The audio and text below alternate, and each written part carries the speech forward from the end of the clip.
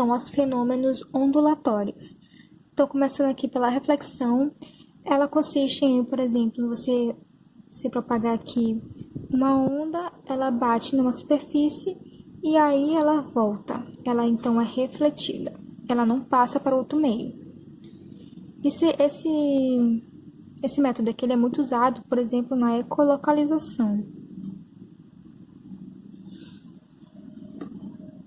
que é, por exemplo, você tem a coruja, ela libera um certo som, e aí quando ela rebate aí algum obstáculo, ela volta, e sabendo a velocidade e o tempo, né, que demorou, você consegue descobrir aí qual é a distância, então você consegue se localizar. Agora nós temos duas situações. Quando aqui nós temos uma corda, ela está indo nesse sentido aqui, e eu tenho que ela está fixada aqui, ela está fixada em algum lugar. E também nós temos quando ela não está fixada, ela está livre. Então, nesses dois sentidos, a onda ela vai se propagar de forma diferente. Quando ela está vindo nesse sentido aqui e eu consigo bater no lugar fixo, ele consegue ter força suficiente para inverter essa minha fase. Então, quando eu volto aí com inversão de fase. Agora, quando eu tenho uma superfície livre, ela não tem força suficiente para voltar, ter uma inversão de fase. Então, ela vai voltar da mesma forma como ela chegou. Nesse sentido aí. E é importante ressaltar também que essa velocidade ela vai ser constante,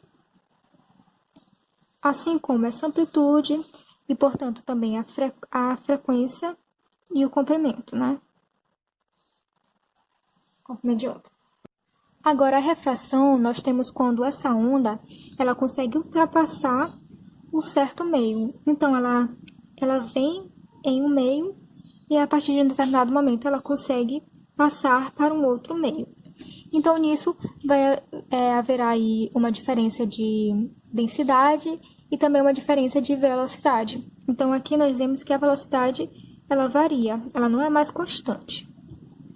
E em relação a uma onda que está vindo aqui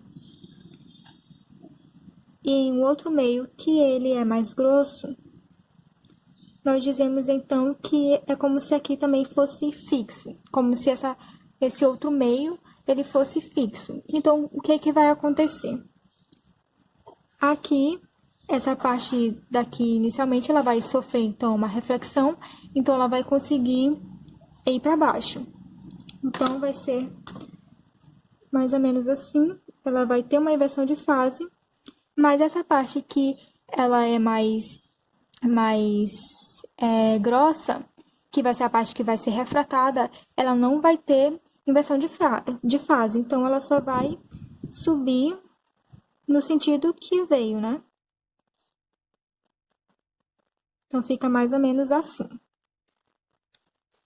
Agora, quando nós temos, no caso, vindo de um lugar mais denso e indo para um lugar menos denso, então ficaria mais ou menos assim.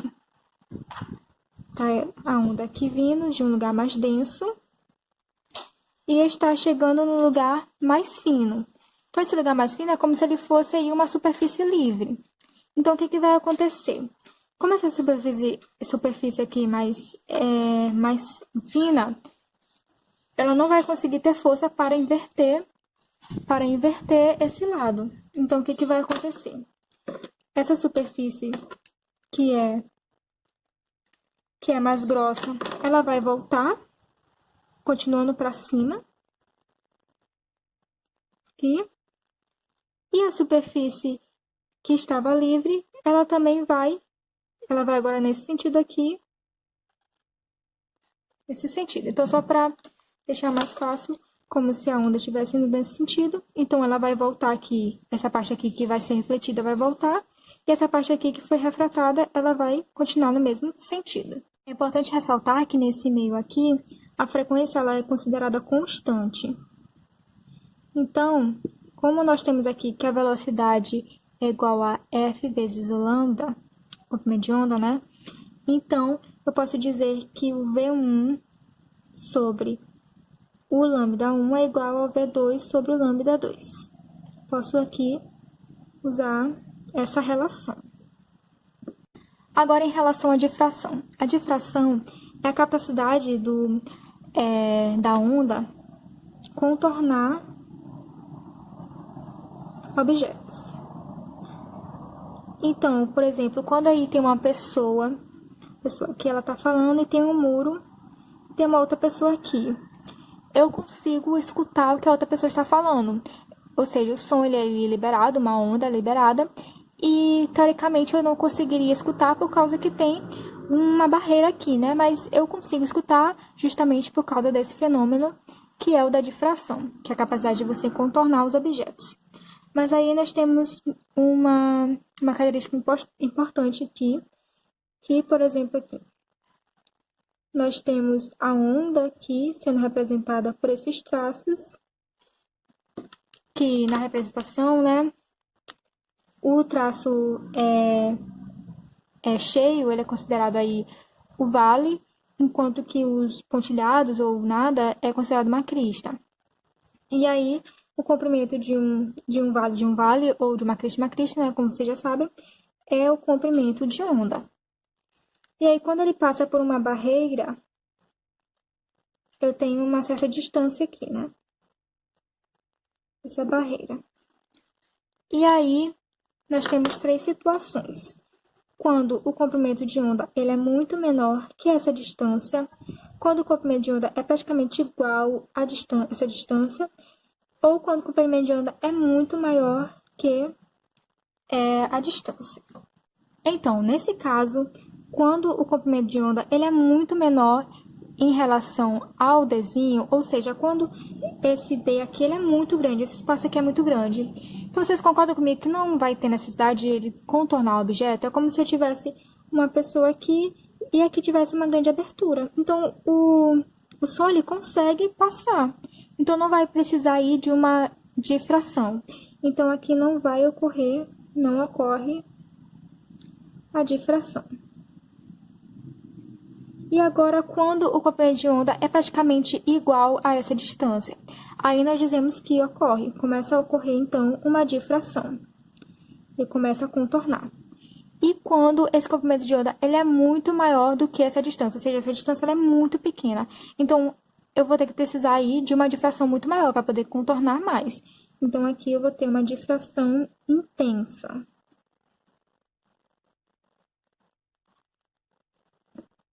Agora, entrando aqui na interferência. A interferência é quando duas ondas aí, elas entram em contato, então elas podem se ampliarem, tendo uma interferência construtiva, ou se reduzirem, tendo uma interferência aí destrutiva.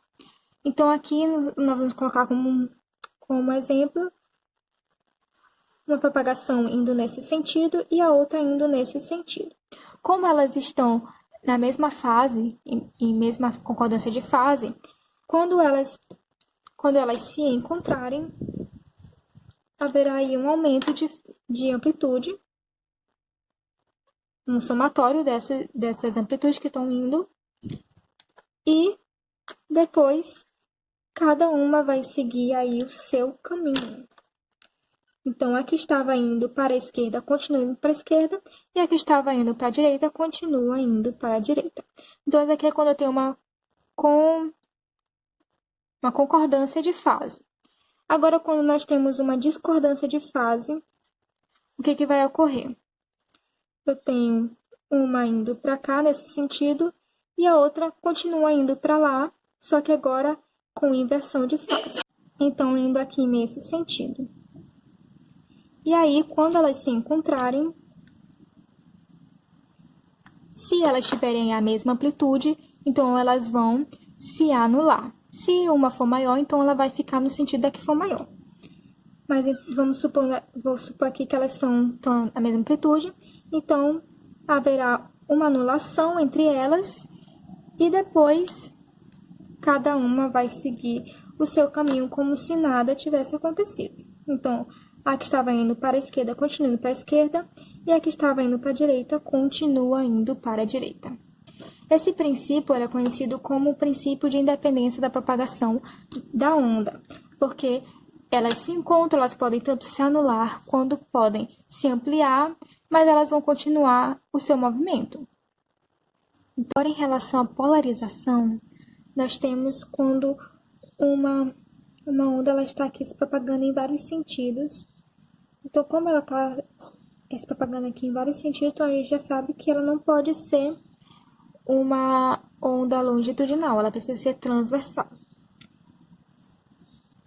Então, ela só ocorre em transversais. Como a gente sabe que o som ele se propaga de forma longitudinal, então o som nunca vai poder fazer uma polarização. E o que é que consiste? Você coloca aqui um filtro e você escolhe o sentido que você quer que fique a direção, né? No caso que você quer que fique, por exemplo, eu coloco essa direção bem aqui. Então, quando essa onda ela for passar por aqui, o único que vai conseguir passar é a onda nesse sentido aqui.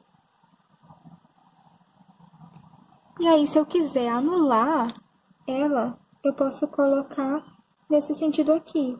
Que aí, como eu não tenho nenhum sentido indo nessa direção aqui, então é como se ele não fosse lido. Então, é como se eu estivesse anulando aqui a minha onda. E isso ocorre, por exemplo, naqueles óculos 3D. Então, você coloca um filtro, vamos supor assim, nesse sentido, e o outro nesse sentido.